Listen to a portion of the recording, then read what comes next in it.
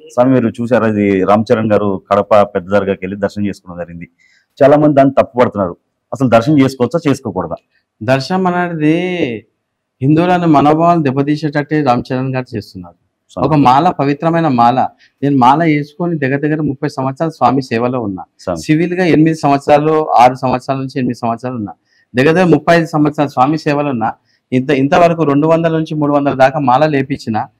ఇక్కడ మా ఏరియాలో విద్యాసాగర్ గురుస్వామి పెద్దవారు, అతను దాని తర్వాత మా అన్నగారు భాస్కర్ గురుస్వామి అని నాకు మాల వేసాడు. అతను వాళ్ళ ఇన్స్పిరేషన్ చూస్తూ మా నాగరాజ్ గురుస్వామి అని ఒక 1000 మంది దాకా మాలలు వేసి ఇప్పటిదాకా ఉండే ఆయన కాలం చేసిండ్రు. వాళ్ళ దగ్గర వాళ్ళ పరంపర మనం నేర్చుకొని దగ్గర దగ్గర 50 సంవత్సరాల స్వామి ఈ హైదరాబాద్ సికింద్రాబాద్ జంట నగరాల్లో ఎట్లా ఉన్న విధి విధానం ఎట్లున్నా అప్పటికి మాలకి ఇప్పటి మాలకి చాలా డిఫరెంట్ ఉంది స్వామి. రామ్ చరణ్ గారు చాలా తప్పుగా దాన్ని వక్రీకరించి చేశాడు. మాకు తెలిసిన మటుకు ఏంటంటే అక్కడ ఆ దర్గాకు వెళ్ళేటప్పుడు కూడా బొట్టు తుడుచుకొని వెళ్ళిండంట. ఎందుకంటే ఆ దర్గా అనేది మనకు సంబంధించింది కాదు. మనము హిందువులం అంటే ప్రతి ఒక్క మతానికి మనము అందరి మతాన్ని మనం సమానంగా మనం పాటిస్తాం.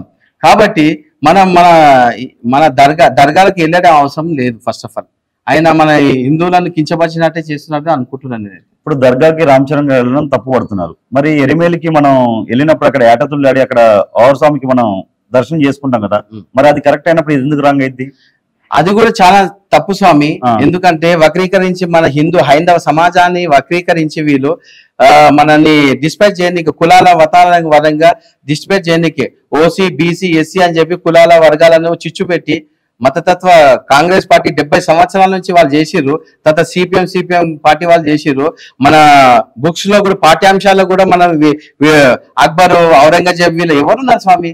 ఛత్రపతి శివాజీ, రాణా ప్రతాప్, ఝాన్సీ లక్ష్మీబాయి, ఇటువంటి మహనీయులు, సుఖ్దేవ్, వీళ్ళ చాలా మంది మహనీయులు ఉన్నారు. వాళ్ళ చరిత్రని మనం చదవాలి, మన పాఠ్యాంశాలు చేయలే. ఇప్పుడు భారత ప్రధాని నరేంద్ర మోడీ గారి నేతృత్వంలో 10 సంవత్సరాల దేశాన్ని ఎక్కడి నుంచి అంగరంగ వైభవంగా తీసుకెళ్ళాడు.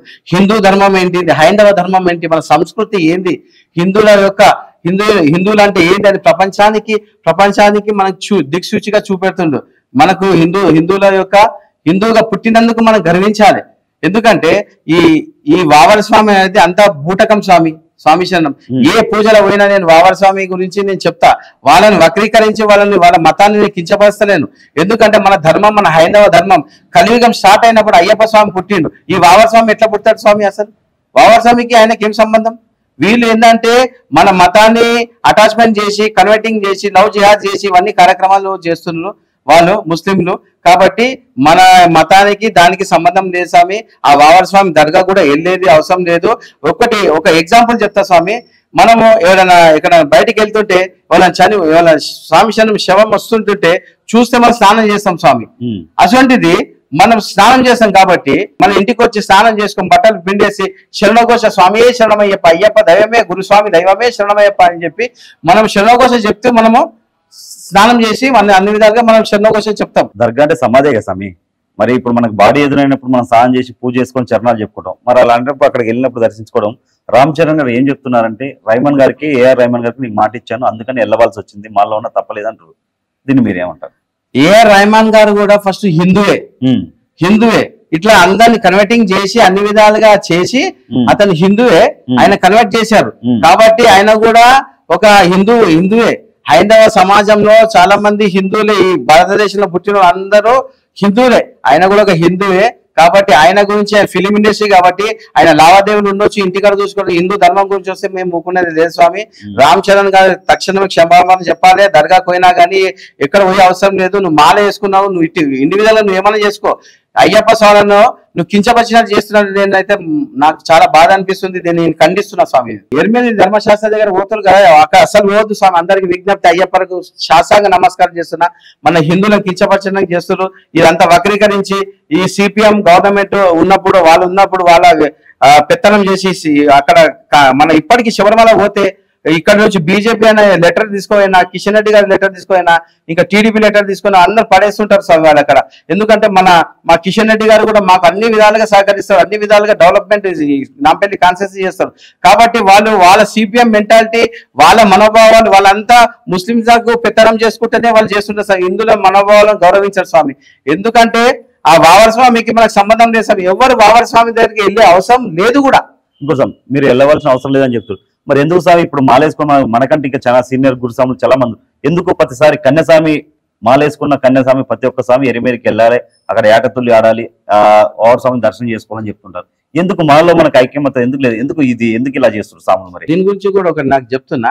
షిరిడి అనేది సాయిబాబా అనేది ఒక గురువు అంతే, ఒక ముస్లిం సంబంధించిన వాళ్ళే ముస్లిం మత పెద్దలు చెప్పారు.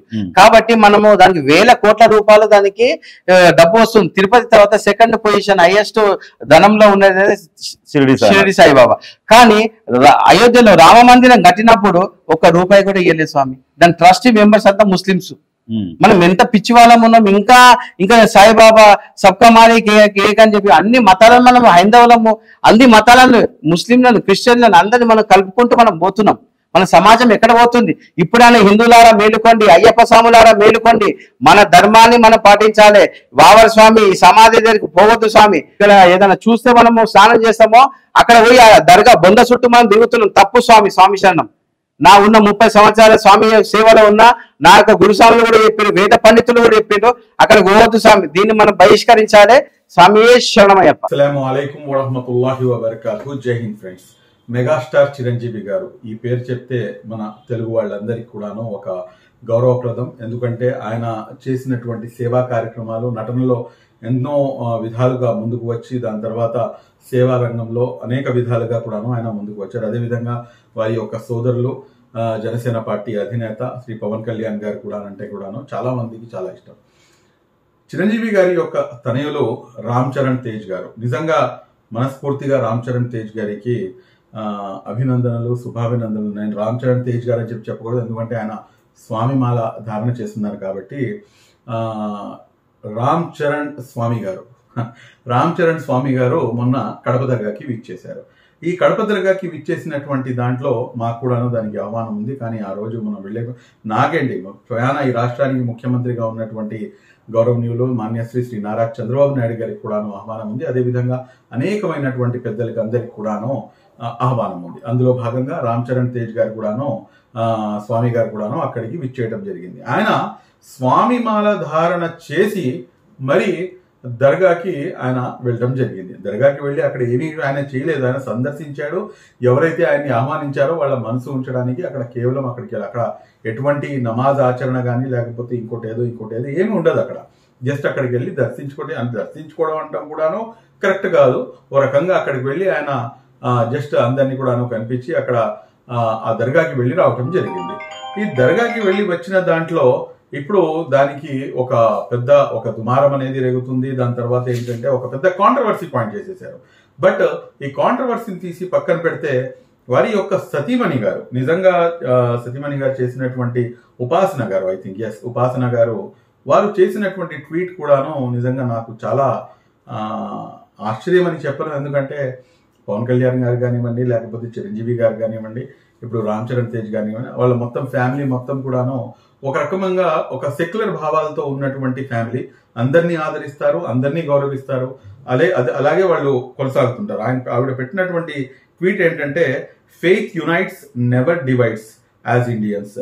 వి ఇండియన్స్ ఆల్ ఫెయిత్స్ కి మనం అందరం కూడాను దగ్గర చేస్తుంది తప్పించి దూరం చేయడం. అంటే దేవుడిపై విశ్వాసం అనేది అందరినీ ఏకం చేస్తుంది తప్ప విడదీయదు. తన మతాన్ని అనుసరిస్తూనే ఇతరుల మతాన్ని గౌరవించడం నిజమైన సనాతన ధర్మం అని చెప్పేసి ఆవిడ ఒక ట్వీట్ కూడాను చేయడం జరిగింది.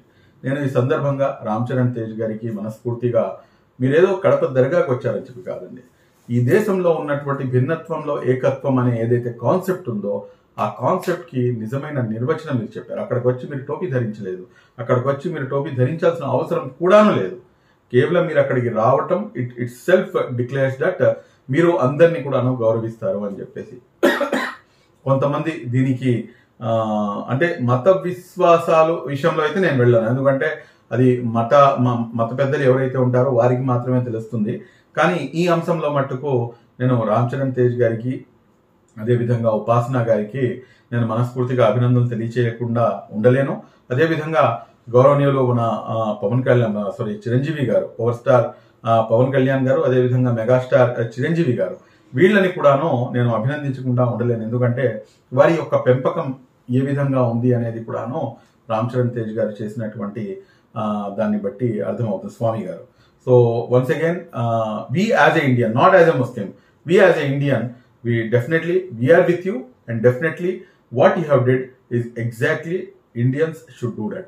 నేను కూడాను అవసరం పడితే కనుక రేపటి రోజున ప్రతి సంవత్సరం కూడాను గత 10 సంవత్సరాల నుంచి ఎక్కడైనా స్వామిమాల ధరించినటువంటి వాళ్ళకి మనం ఒక సద్ది కానీ భిక్ష కానీ కార్యక్రమం ఏర్పాటు చేస్తున్నాం. దానికి కారణం ఏమిటి? ఏదైతే మత విశ్వాసాలు ఉన్నాయో అందులో ఒక ప్రేమ, ఆప్యాయత, ఒక మంచి భావన అనేది తీసుకొని రావాలి అని చెప్పేసి మా యొక్క తాపత్రయం. అదేవిధంగా ఈ అయ్యప్ప స్వామి గారి భక్తులకి అక్కడ వెళ్ళేటప్పుడు కూడాను కింద ఐ థింక్ ఆవిడ పేరైతే నాకు తెలియదు, బట్ ఏదో ఒక దర్గా ఉంది, ఆ దర్గాని సందర్శించుకునే వెళ్తారు అని చెప్పేసి కూడా నేను విన్నాను.